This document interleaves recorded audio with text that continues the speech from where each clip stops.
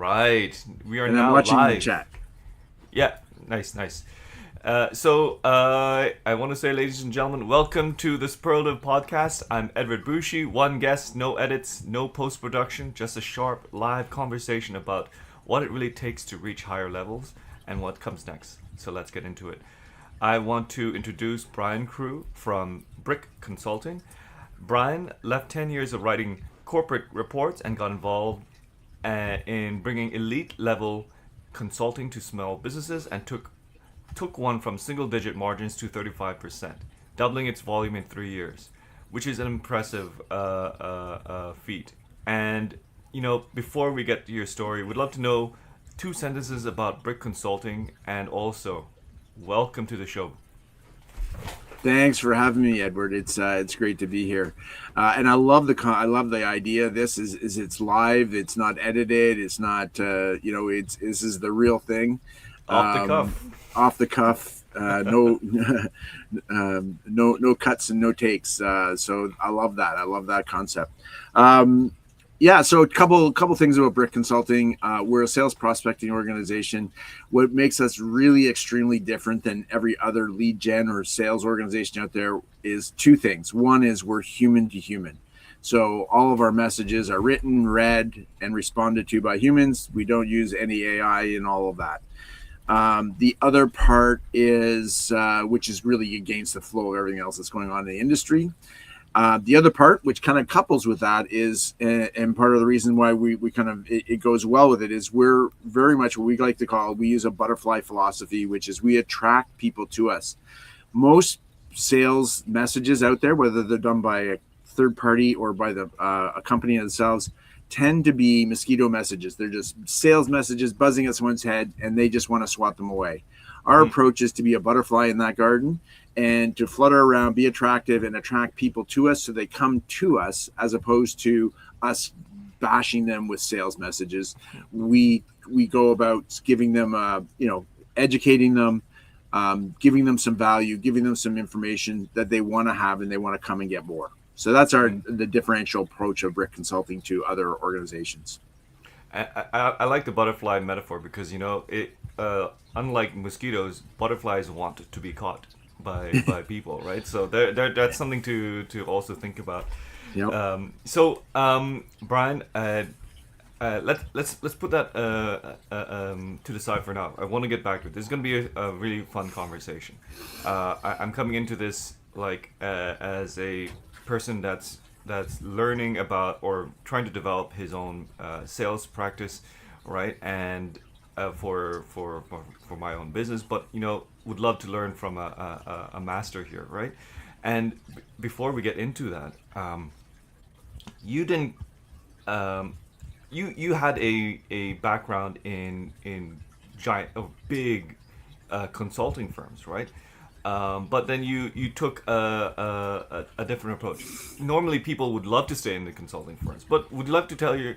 Could you tell your story about that Yeah. and how you got into this? Yeah, I started my career with Ernst Young doing corporate consulting, performance improvement, performance measurement for large Canadian corporations. And through that time, I did lots of amazing work. I had lots of great times. I wrote lots of amazing reports, created a lot of strategies for organizations. But a lot of times those reports end up being on the shelves. We were just we were hired as because of a big name. We were hired to do something just to say, hey, we did it. And I wanted to make a difference, right? I wanted to really make a huge difference in organizations. So I switched up. And then when I left Ernst Young, I moved to working with small and medium-sized businesses, where I could have a huge impact. And I went in there. It's interesting because I went in as a process and efficiency guy. Operations, yeah. Yeah, operations. I was going to go find all the cost savings in these places and turn them around. That's what I did, the big corporations. But as soon as I got into small, medium-sized businesses, all of the waste and all of the inefficiencies were in the sales side. And Mm. you could fix almost anything wrong in a small business with fixing sales, or improving sales. So my focus really quickly turned to let's go get sales working first, and I did that everywhere across all of the different organizations I work with across the next few years. I worked probably with 10 or so different companies, helping them scale or turn around. And so I did that, and that was a lot of fun. But I learned a lot about sales, and then from there I moved on and just actually started consulting with small and medium-sized businesses on my own, and started Brick Consulting. Gotcha. So, this is really, really interesting because I know I've heard of Pareto principle. What is the 20% that really does 80% of the difference, the impact, right? And it sounds like sales is that one thing. I wonder what how small businesses like think when you came in and you discovered them and you saw this pattern. How come they're not thinking about sales in a way that you know that could make an impact to them? Like how is it hard, or what are they not seeing that makes them Yeah, the so way they in are? most, especially in small business, but in all business, but especially small business, efficiency is key, and it drives Okay, every day, saving every dollar sure. we can. That is the mantra of most small businesses. But with sales, it is not about being efficient. Efficient is not a great thing in sales, because what you need to be is effective. So if you have your salesperson, whoever that is, whether it's the Yeah. owner or a salesperson or a part time salesperson, if you have them and all they did today was close the biggest deal you ever had, and that's all they did, that's not very efficient. But man, oh man, is that effective? It'll change the course of the Mm, company. And I mean, I was taught this when I was working at Ernst Young, and I remember we were doing this really big project, and I had my whole day. I had an operations role at the time. I was very, very involved, and I was used to like having to book 40 hours of chargeable time every week. And yeah. so I had to do a presentation in Winnipeg. This was worth, this was like a 10-year contract worth multi-million dollars every year.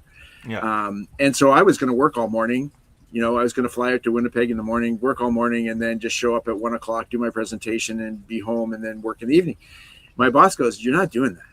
So we went in, we went Oh, he early. told you. Wow, He goes, nice. "No, you're going to focus on doing this trip." So we went, we had a big breakfast. We talked about it. We talked about the people in the room. We strategized about the whole piece.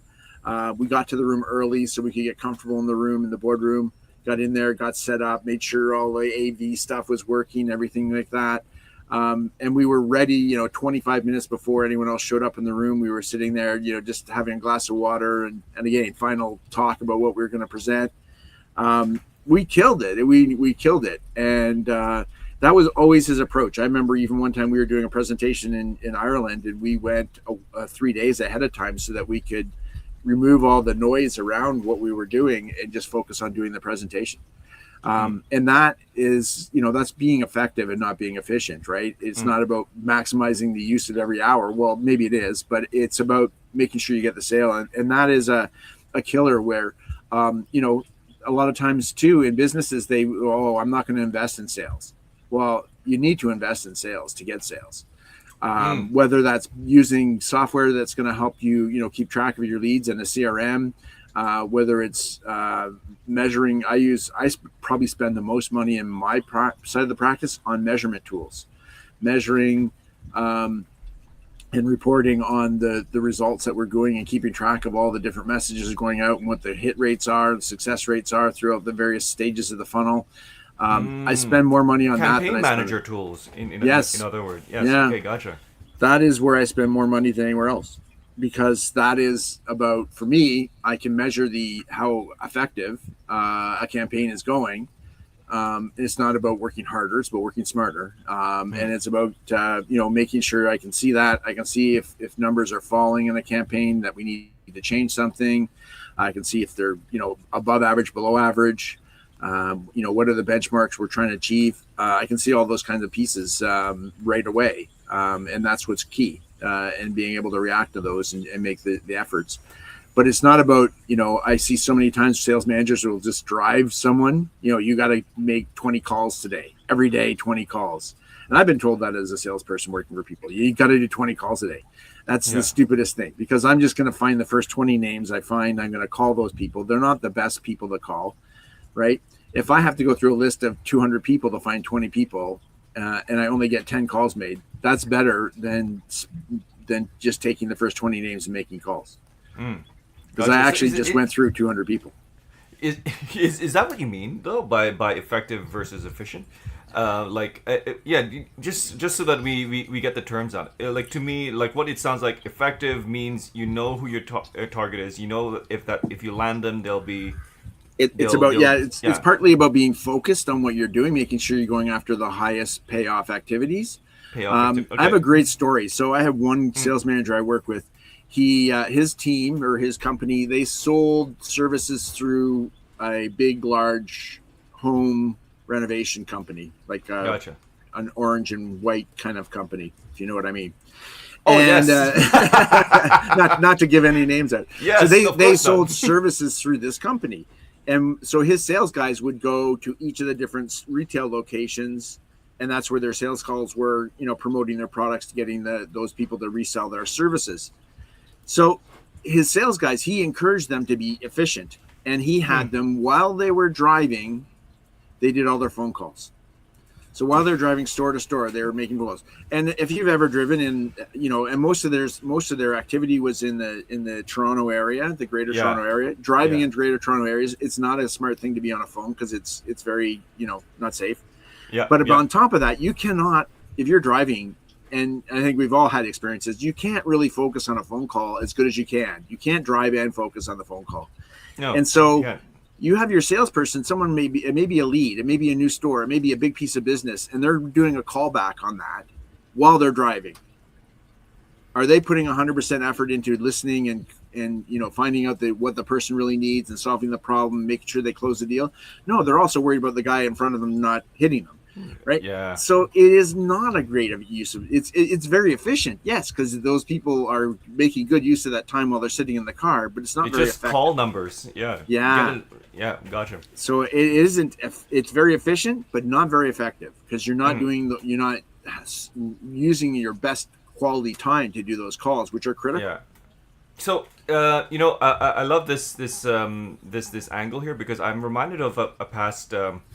A VC I chatted with, Mr. Hers and this guy basically talked about baseball, Moneyball, right? For the longest time, people were just thinking about hitting the ball, and that's the metric, right? Yep. Bats on average, I think, but RBIs, I think. But the actual metric to look at is ability to get on base. That's the ratio, right? It's not a sexy kind of metric. It's very, very passive, but that metric is where people should be looking at, but the whole industry was looking at it the other way. If you could point in the sales, is there a similar thing in the sales world where people are just focused on the wrong metric besides just like calling the call numbers? Because sales managers kind of tend to, or whoever's managing sales, people end up managing sales like they manage operations, right? So if you're managing a production line, you want to make sure they do the proper input, they're doing quality, they have output, right? So people go to sales and do the same thing. Input, are they making enough sales calls? I want to make sure you're making 20 sales calls a day.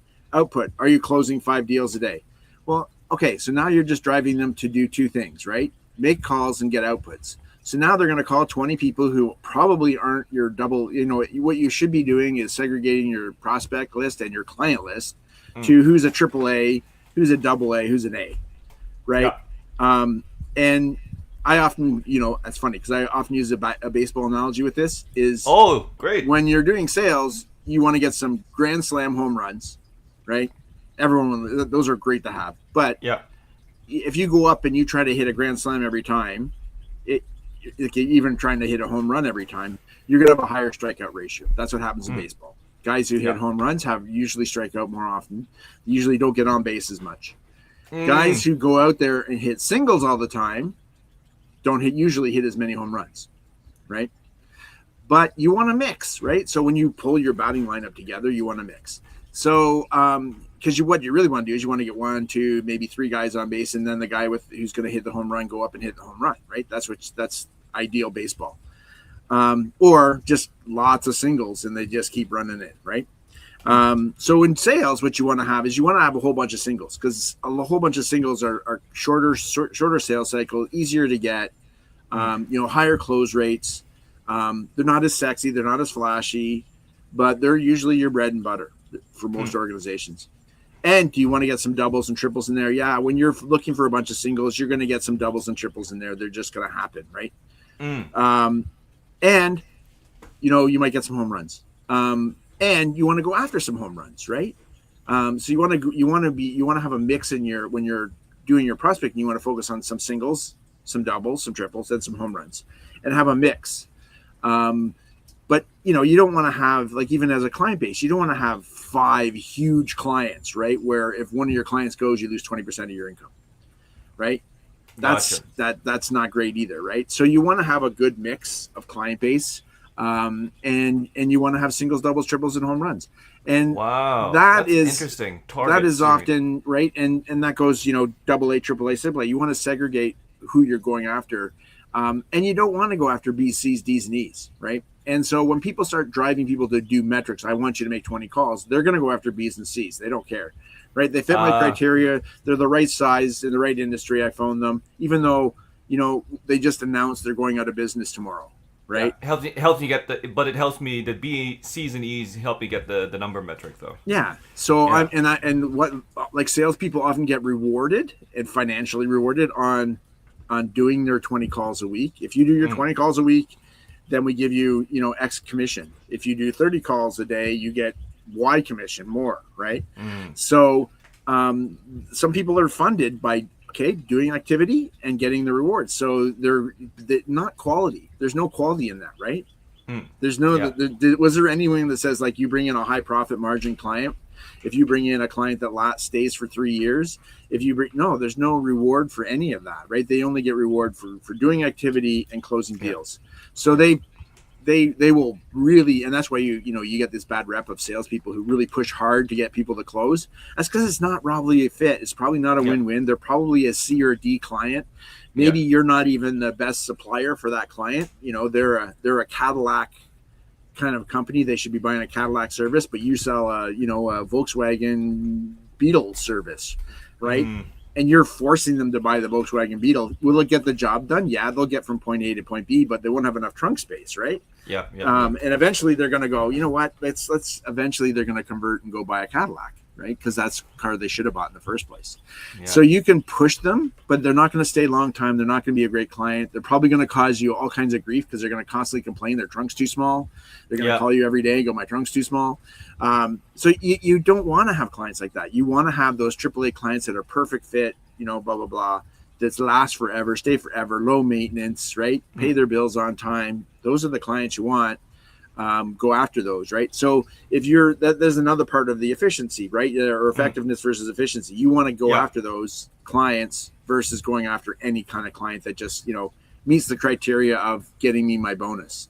Yeah. So, and you call out the problem with getting the wrong customers, and you painted a picture for that, because they could create other problems downstream after the sale, even if you successfully closed it.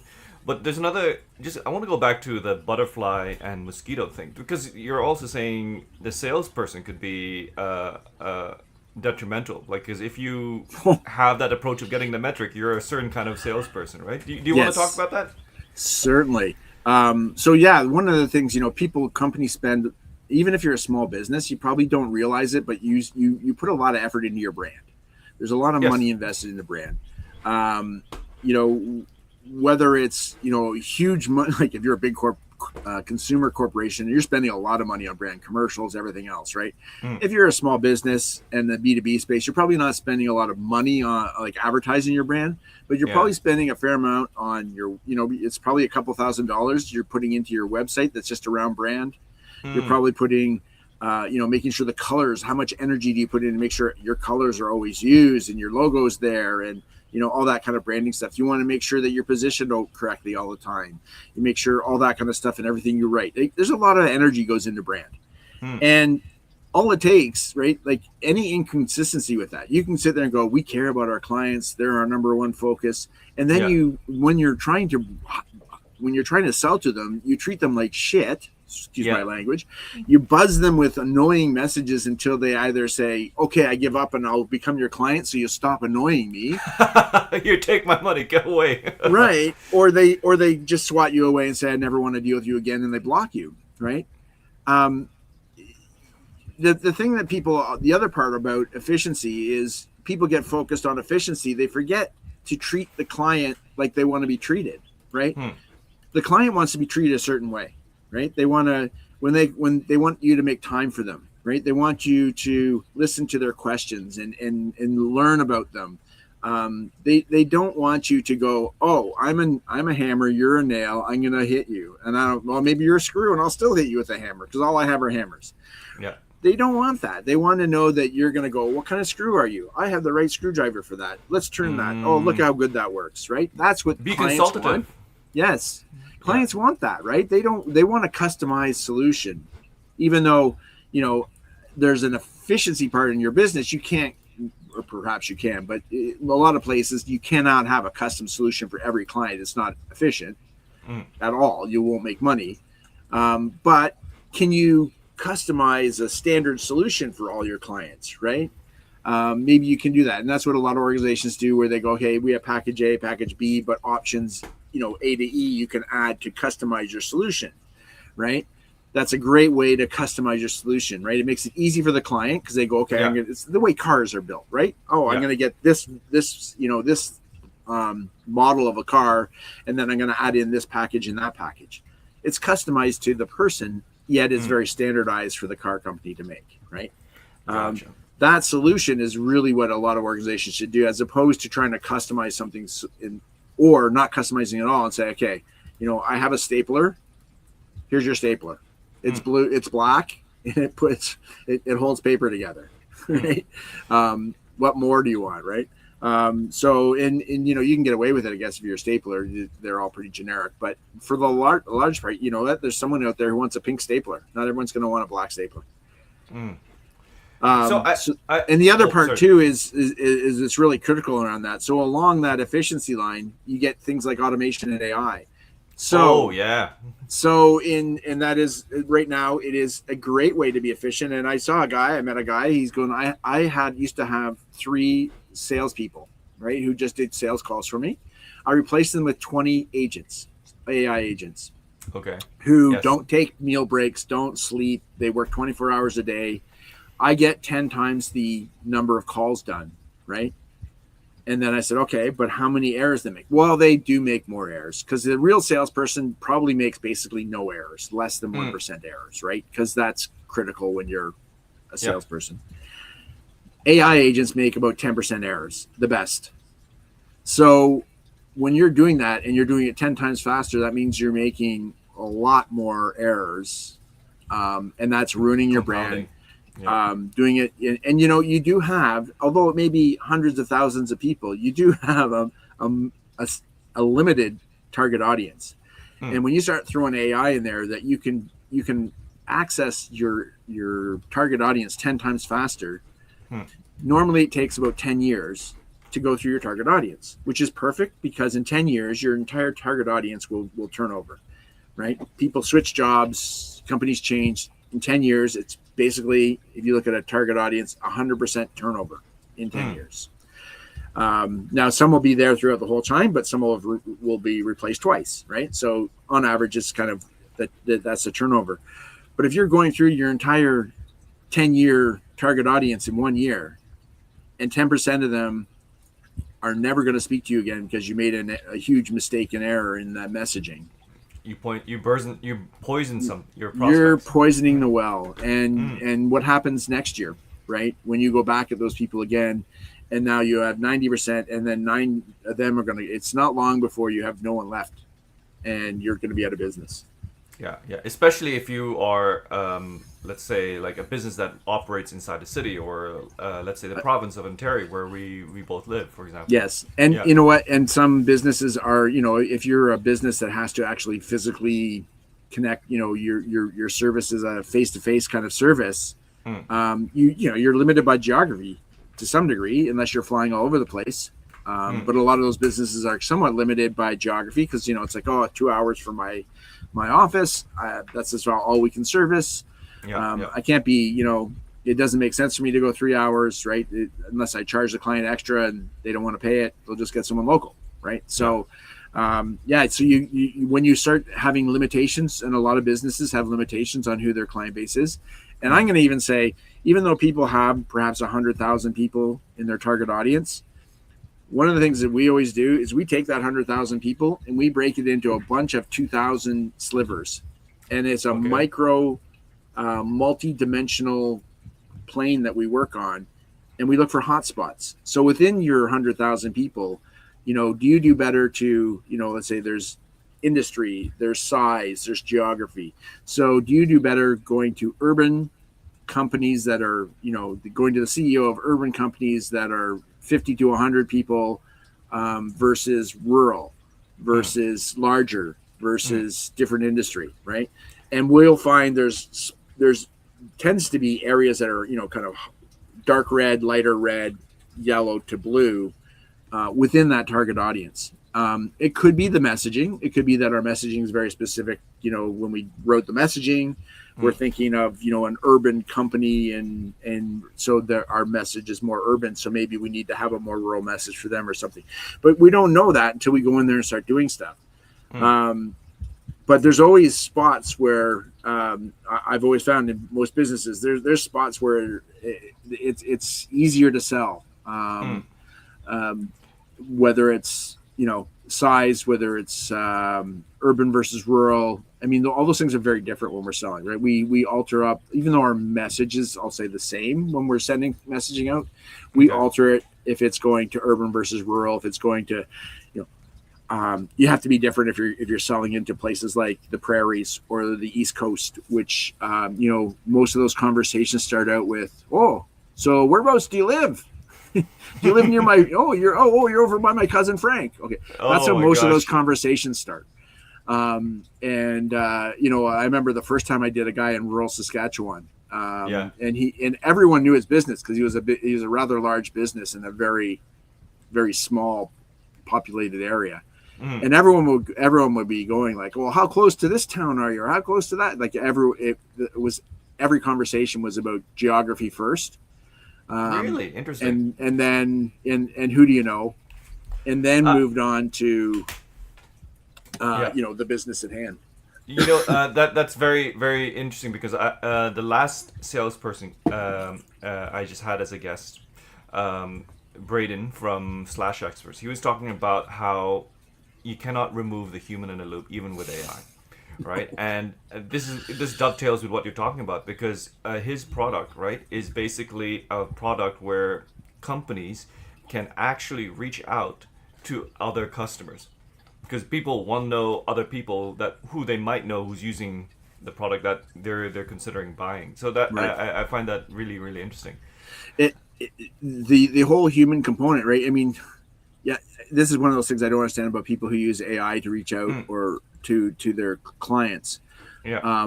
Because how many of us like getting telemarketing calls? How many of us like talking to AI agents, right? I don't think that's a high percentage of people, right? And I see it all the time where when I send out my messaging, people respond to my messaging. I call it AI busting, right? They're shooting AI busting. They shoot back a question that AI won't be able to answer, right? Because AI has this like truth piece to it, right? So I see people who are constantly trying to do that, right, to see if you're human, right? I'm going to say 20% of messages have a comment in them. Let's say something like, I'm not sure if I'm talking to AI or automation or what, but and they're trolling to see if someone answers them, right? And so that human to human piece is what we want. We don't want to be sold to. First of all, we don't want to be sold to as consumers, and God knows I don't want to be sold to by a robot. It doesn't get more. I'll say, I wouldn't feel less valued than if someone didn't have enough, care to actually talk to me. That I wasn't important enough that they couldn't even talk to me. They sent a bot to me that I want to be their customer. Yeah. So I want to get into like how do we get in this situation, right? Because like it all goes back to the idea of efficiency. Like there has, from your experience, what is creating this pressure in companies to want to be more efficient than more effective? Uh, like like why are they going after why are they in situations where they're going after the wrong metric or going after AI and just like spamming as many people as possible? I think people are selling that. Like the word out there is be efficient. Like how often do you hear? I mean, the whole AI world is into two camps. AI is you have the whole group that think that AI is the worst, most dangerous thing in the world that's going to take over. They're going to end up taking over the whole world, or which is the all doom and gloom. Or you have the other side of the coin where people think AI is the greatest thing in the world. It's the next savior. And you know what? If you've been around long enough, you heard this when the internet was started. You heard this when e-commerce came around. Okay. You heard this, all the same story. It's gonna, even all the same arguments, right? Like, oh, it's gonna take away all our jobs. It's gonna do all these things, right? I hear people like, what is the latest one I've been hearing? Every job out there will be replaced by AI in 20 years. And I went, so the last number I saw, 75% of the jobs people have right now didn't exist 5 years ago. So in 20 years, AI is going to take away all the jobs people have now. Well, they're already going to be already gone. Yeah. For the most part, right? Like we're in a place where jobs don't last 20 years anymore. Like, unless maybe if you're a doctor, we'll still have some form of, like, we still have forms of doctors, but doctors aren't going to be the same in 5 years as they are today. Yeah, that statement is short-sighted because you're not keeping in consideration that new jobs are always created. Well, and even jobs that stay around, like if you teachers, if you were a teacher 20 years ago, like, I mean, I've had this conversation. My wife's a teacher, so I have all these conversations with teachers. Nice. And like 20 years ago, being a teacher is not the same as being a teacher now. 20 years ago, they didn't have computers in the classroom, right? They didn't have to worry about AI. They have to worry about all these things now, right? It's completely different. Cell phones, right? They didn't have any of that kind of thing, right? Like kids were completely different. It used to be like, I'm going to talk to your parents, and kids got afraid. Now people go ahead, talk to my parents. They're going to yell at you, right? Like it's completely different. That's just a society change, right? Let alone the technology changes that go in there where, they used to do photocopying and mimeograph machines and all kinds of other things. And they used to hand out so much paper and used to have notebooks. And now it's all computers. It's all, screens and projections and PowerPoint presentations. Like teaching's completely changed. Every job is completely changed every 5 years. We just, when you're in it and doing it, you're changing as it goes along, so you don't really see it. Sales has changed dramatically, right? Even though all the same philosophies that always existed for the last 200 years about sales, all are still true. It's all about relationships. It's one-to-one. Doesn't matter if you're the biggest company in the world selling to the next biggest company in the world. It's about relationship. And especially when I worked in the corporate world, we did a 3x3. So 3 people in our organization had 3 relationships with 3 people in their organizations at different levels. So above whoever our let's say our contracting person was, there was a person there. There was a person, their boss, and the person below them who probably did most of the work with us. So we had a day-to-day contact, we had a contract, and we had the boss's contract. Because if one of those people left, we needed to have 2 other relationships to go in. If one of our people left, we needed to have 2 relationships. So you needed to have 3x3 going all the time because that's how relationships work. And there would be times when you get caught, right? There'd be a change in their organization, maybe a change in our organization at the same time, and you get down to only 1-to-1 relationship. And if something happens at that critical time when you haven't been able to build those other 2 back up, you lose the client. It happens every time. Yeah. So that's critical. But things in sales have never ever changed. But how we do sales, completely changed, right? I remember the same thing that we're going through now with AI automation, where people are just blasting their brains out with using AI. We had when first email automation came out, and people were spamming like crazy. I remember getting hundreds and hundreds of ads in a day. I'd get ads like that were just, stereotypical of you, right? Oh, so you're you're a male who's 35, so you're getting, go back to school, you're losing your hair, here's your life insurance, like all of the things that someone your age and your profile does.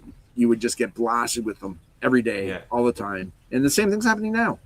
Yeah, but it's a new technology. Technology. The reactions are the same. It's all the same, right? Like you can change maybe it's a little bit better because it's, based on my 5 Google searches I did yesterday. Yeah. But even that I find is like so crazy. And I've worked with a lot of people on intent data is another big hot topic where people look at what people are Googling okay, so people have been Googling this, so and they're Googling our topic, whatever we're selling, so we're going to go hit them. Yeah. My experience with this is a lot of times, 50% of the time, by the time someone Googles something, it goes into the intent machine, it comes back to us, we send them a message. And if we do that in a day, which we're really hot, even then, half the time, those people have already bought, right?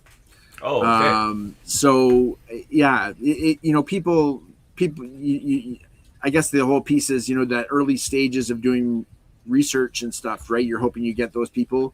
You're not likely. So I find that intent data, unless you really know how to use it well and you can eliminate a lot of those people, you're probably too late. Or they're researching because, a lot of purchasing, the way purchasing works in the sense that, okay, so we need to buy a software. Oh, so you need to go quote 3 competitors. They already know which one they want. There's a front runner. They just need to compare.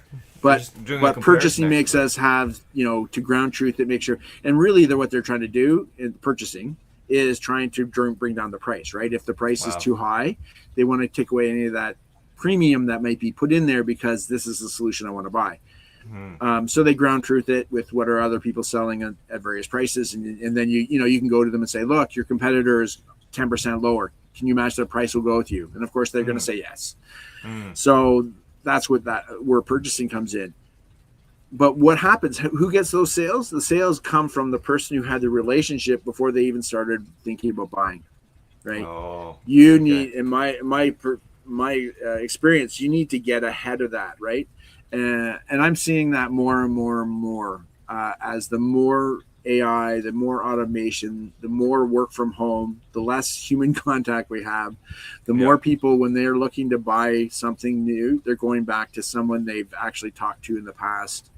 My last 3 leads have come from people I talked to over 2 years ago who have come back to me because now the time is right. So those are relationships you should develop.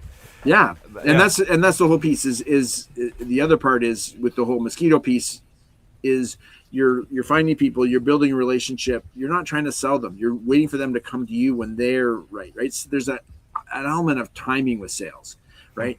So people buy when they have a need and it's a priority, right? Yeah. So they may need new windows for their house, right? So they go, okay, well, I should buy new windows for a house because my windows are all, leaking air and they're horrible. I should get new windows. But if they have a leaky roof, they're going to fix their roof first. And if that uses their budget for this year, they're not buying windows this year, they're buying windows next year. Right? Yeah, so you can go, look, I went by your house, your windows are horrible, you need new windows. They go, yeah. But it's not my budget. Right? I'm putting a new roof on roof on my house this year. Next year I'll do windows. So you can sell them all you want, but it doesn't matter. They don't have the budget. The time's not right. The timing's not right. You have to wait for them. So the best thing to do is to build that relationship and go, you know what, when you're ready, I'm here. Educate them about your windows and why your windows are better so that when they do go to buy windows, because they're going to buy windows at some point because they need them, they'll come and buy your windows because you've spent the time with them, you've educated them, you're the first person they're going to go to. Yeah, gotcha. But most people are, and especially when laying the seeds, so to speak. Yeah, well, and that's what you need to do. And you know who's really good at this? If you look at real estate agents, right? So I think on average, people buy a house every 5 years or something like that. Oh, right? Yeah, you had to think like that if you're a real estate agent. Yeah, because you know what? People don't just move. Yeah, And you yeah, can't convince them to go, oh, you know what, you should move. Right? They're yeah. not Even gonna. if they wanted to move, And I've they had can't real just estate. move, right? Yeah, Yeah. I've had real estate agent people come knock on my door and go, you know what, I have a buyer for your house, you should move. And I'm like, I don't want to move. I like my house. I Yeah, just yeah. renovated my kitchen. I'm not moving for 5 years, right? Totally, totally. Um, it, Oh, so People move. Brian, Sure, yeah, yeah, if you don't mind, yeah, yeah. we're coming to a time. I want to give some a moment, right, to something that you mentioned earlier in our call, right?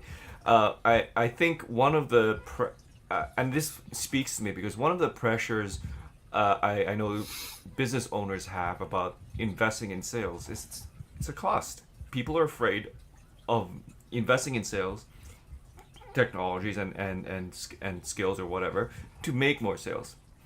And you mentioned that what you're doing at Brick Consulting is that you have a system, and it sounds like an evergreen kind of system where the system funds itself. I Yeah, could be characterizing it wrong, but would you yeah. like to talk about that? It's really kind of self-funding. So Yeah. um, what we do is we bring it down, right? So when you the normal sales pro, especially if you look at someone on the business services side, so you go through the sales process, you onboard the person, which is you're doing some needs assessment, understanding what they're doing. There's a little bit of that done in the sales process because you have to create a proposal to some degree, but Yeah. all that stuff's really high Quote. level, right? You're quoting them at a high level of, oh, you need these kind of services. Okay, these are our standard rates or whatever, right?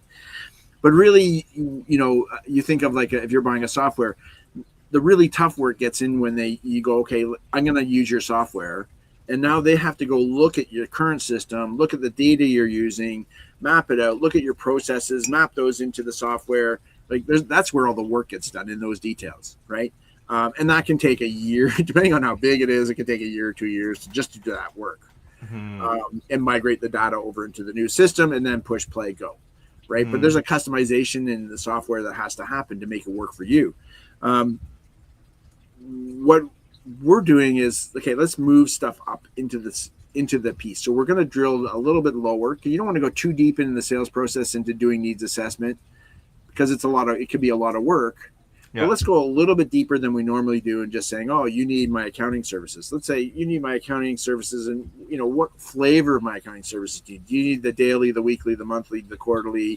Do you need analysis? What are the other elements, or what are all of the elements of my services you're going to need? Let's drill deeper. Let's do some assessment on your business and find out really what's going on in your business, right? Okay. Where are you at? So as we're going through the sales process, let's do a little bit of that needs assessment into that. Do some assessments, maybe a really high level one that just says, hey, you know what, you have some concerns and issues in this area you should probably work on. Hmm. Let's drill down to see what really those are, and maybe we're going to make a 90-day plan or a 120-day plan to fix those, right? Do that in the sales process. That 120-day plan or that 90-day plan, once you have that, that's valuable to them, right? So whether or not they hire you or not, you've now created a valuable piece that they're willing to pay a few $100 for anyways, Hmm. right? So you may not close them, right? Wow. Because they may go, I'm going to take my 90-day plan, I'm going to go do it myself, right? Because there are people who are like, okay, I'll do it myself. But Huh. as a service provider, I know what happens with those. Those people have good intentions to go do it themselves. But then, something's going to distract them. They're not going to have time. They don't have the resources to do that 90-day plan, right? Typically, because what we say in the beginning, right? Most small businesses are super efficient. They don't have extra resources lying around going, I wish I had a project for this guy and that guy. No, they don't. I don't know any small businesses that are sitting going, I need some more work for these people. Okay, that's they're the sitting around opportunity, doing it, right? They- So yeah. they need someone to help them get these kind of assessments or changes done in their organizations. Mm. So yeah, we'll do the assessment, and at the end of the assessment, it's like, okay, so would you like me to take this 90-day plan, implement it using my services to implement it, right?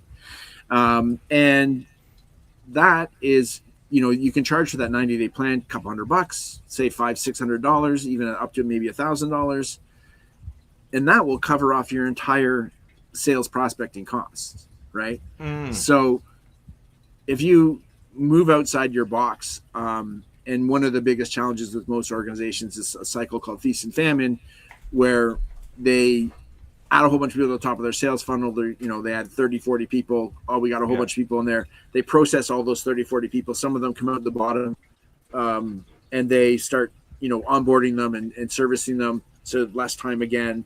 But they take their foot off the gas at the top end of prospecting and filling the funnel. And when you do that, then you're in this feast and famine cycle, right? Where you have no one in your sales funnel, but it's okay because I have a lot of active work. Mm-hmm. All that active work eventually ends, and then I have nobody in my sales funnel. So now I'm spending all my effort on getting people into my sales funnel so that I fill it, and then the same thing happens over again. And it's a very common thing, and especially and you can really see it in a smaller organization as a microcosm, because it really does happen. They get really, really busy. They'll get, they're successful in their sales. They'll get really busy, 110, 120% busy. Everyone's working overtime all the time. Yeah. No one is then going, you know what, I'm going to spend another 10% of my time or 20% of my time doing prospecting to put leads in. They're not doing that. That's interesting.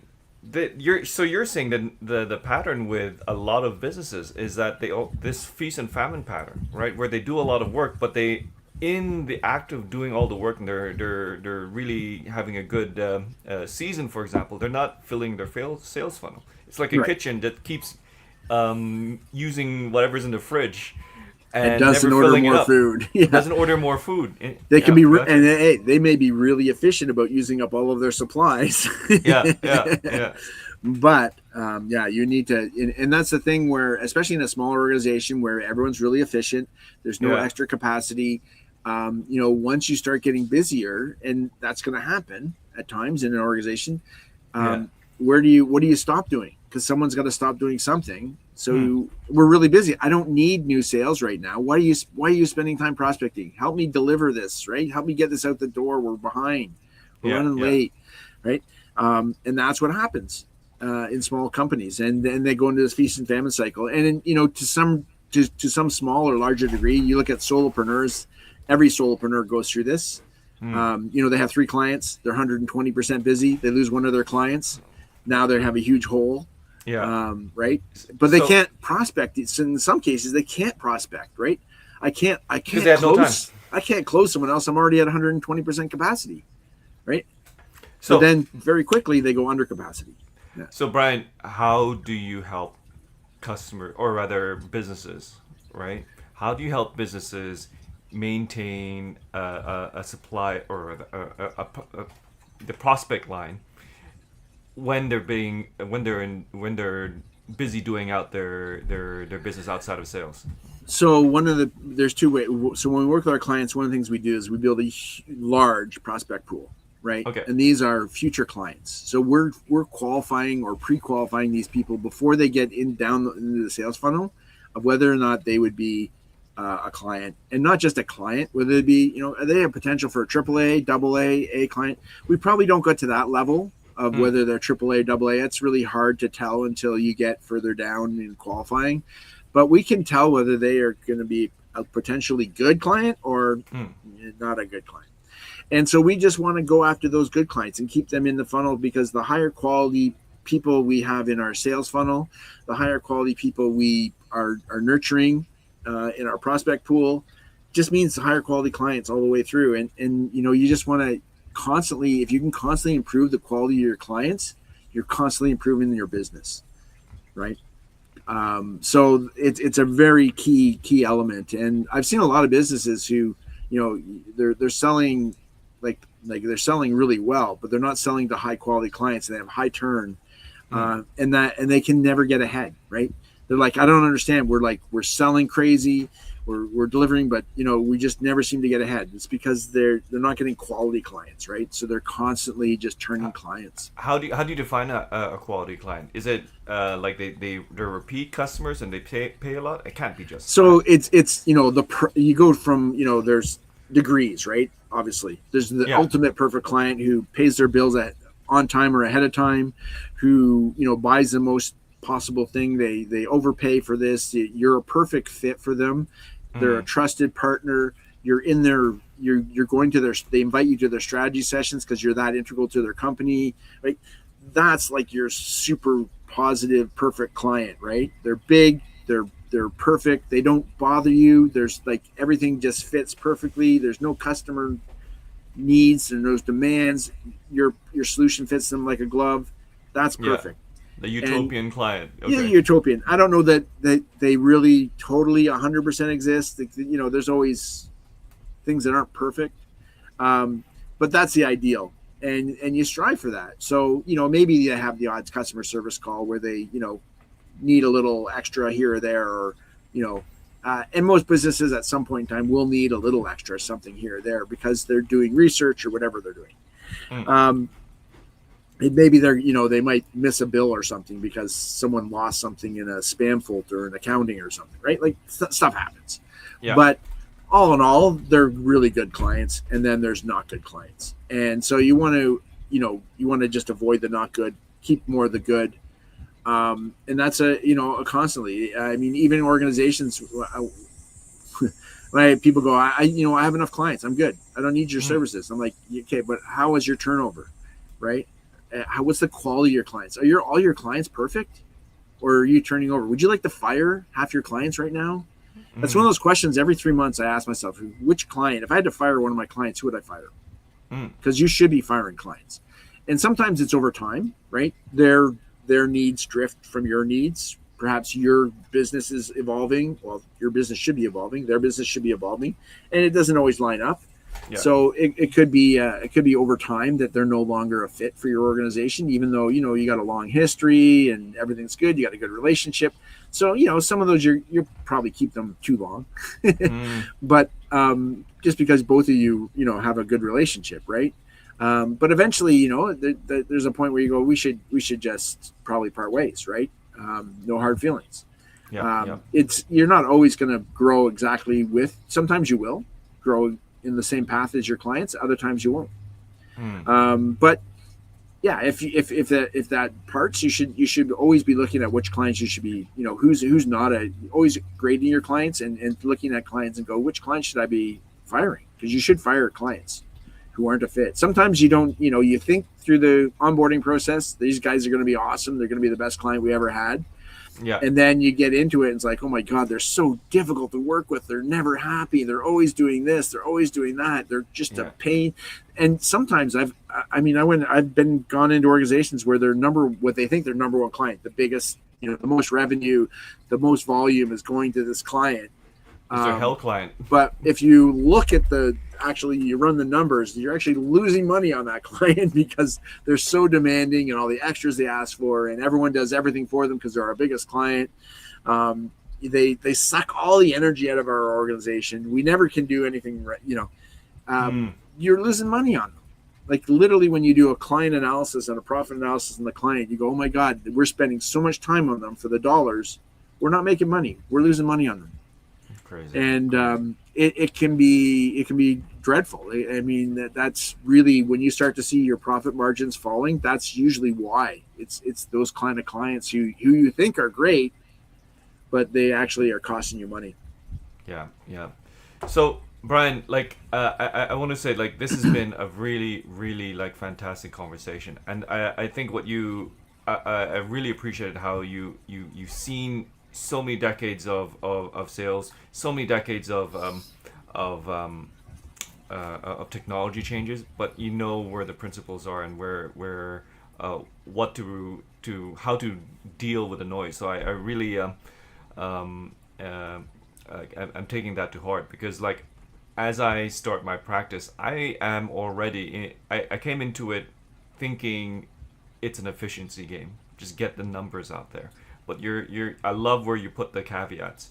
I love where you have to ground it all in building the relationships. So I really find that as a really powerful and how do you even say it? A grounding North Star that all people in the sales practice should stand by. So I know you're developing this. I know you have this model, right? And Yep. it's working for your clients. Would you? where can people find more details about this? How can they reach out to you? And do you have a formal name for this model of yours? Yeah, so I kind of have two names for it. One is the gold standard The gold standard. because I've talked to so many business owners, and what is your objective? And they go like, I want to make 250K, and I only want to work 20 hours. And I can't tell you how many people have recited those numbers to me. Right? I want to work half time, and I want to make 250K a year. And so many people are in that space, and it's like, you know what? Like, it's achievable. Like, I've met people who have. I have clients who made that, and I have clients who never make it. And I'm like, what's the difference? How come some people get stuck at working like making 150K and working 50 hours, and other people can get to 250 doing half the time? And so I kind of reverse engineered it, and there's a few things that you have to do a little different.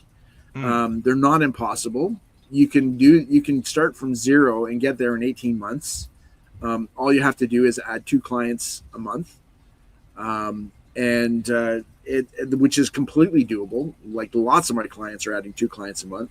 But if you're not, it goes back to clients. 2 new clients. Yeah. Okay.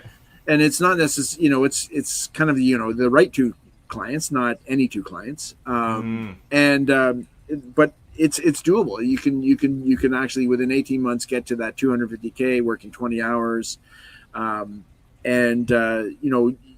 use that self-funding prospecting model, right, of doing these assessments. So the sales process is really easy, right? You're doing 2 assessments that help pay for the sales prospecting, and it also kickstarts your onboarding. So your first 90 days of onboarding is, we have a 90-day plan, and we're just going to help them execute it. So you're already, preset to getting them there. So it makes your onboarding easy. And then after 3 months of working with you, if you haven't built a relationship where they trust you and want to work with you more, then they're probably not a right fit, or something's gone wrong. But typically, if you can get a client to work with you for 3 months, at 3 months you kind of can make that decision of, I want this person as a client, and they want you as a client, as a supplier, or you both kind of go, you know what, we tried, it didn't work, no harm, no foul, let's part ways. But I think, the majority of clients, I think that's a few, right? Most clients stick around after 3 months when they see the results, right? Yeah. So there you go. And so probably the best way to find me is in LinkedIn. Look up BricConsulting, look up Brian Crew, look up Brian Crew BricConsulting. That is the best way. I live in LinkedIn. So one of the secrets, and I'll give you one little secret in that goal plan is to kind of have a double offering. One is working with people on a one-to-one basis. Okay. Right. And the other is kind of getting a leverage component piece with recurring revenue is key in all this. Repeat customers. Yeah. And you got to kind of position your service offering so there is a repeat component to it, right? Or an escalating component to it, right? Which is the same thing. And the second part is kind of trying to get some group pieces to it, right? So being able to serve multiple to one or recurring pieces, like you can do that with software, you can do that with mastermind groups, you can do that with service groups. There's lots of different ways of kind of packaging that group component piece, but you want to have both, because some people want to work one-on-one with you and they'll pay a premium for that. But lots of your clients are going to go, I'd like to pay a little less and work in a group. Yeah, that's interesting. Just like the Uber share model. That's pretty interesting. Yeah, and I like the idea if you're working with a repeat client, you could also think ahead, think other engagements ahead, and say I'm pricing all those in advance too. Multiple phases, right? Yeah. So like with some of my clients, I'm going to work through the entire sales process with them, but we start at the top of the sales funnel and work our way down. There's no sense in working at the bottom up, right? Because if you don't have quality at the top, I know you're not going to have quality at the bottom. So we got to start at the top, make sure we're getting quality at the top, and the top is working so that we know what our numbers are and they're accurate. It's not because what so often you hear when sales numbers, someone goes, oh, your sales numbers aren't very good, or your conversion rates aren't very good. It's like, well, it's not, there's no quality leads coming in, right? So you have to remove the whole, no, the top of the funnel is working. We're getting quality leads, because now you can't, if they don't convert somewhere in the sales funnel, it's because something's wrong. We're doing something wrong. Let's fix it. Yeah, yeah. So Brian, this is a lot of wisdom, and it's going to be there for on the YouTube channel, and I want to say, like, I know you're also streaming it on your LinkedIn too, but Yep. like also you feel free and be and welcome to like take and put this into shorts wherever you need to. So yeah. I'll leave it at that. So ladies and gentlemen, thank you for joining us and stopping by. And Brian, it's been like a blast having you in this podcast today. And Thanks, Edward. let's keep in touch. For sure.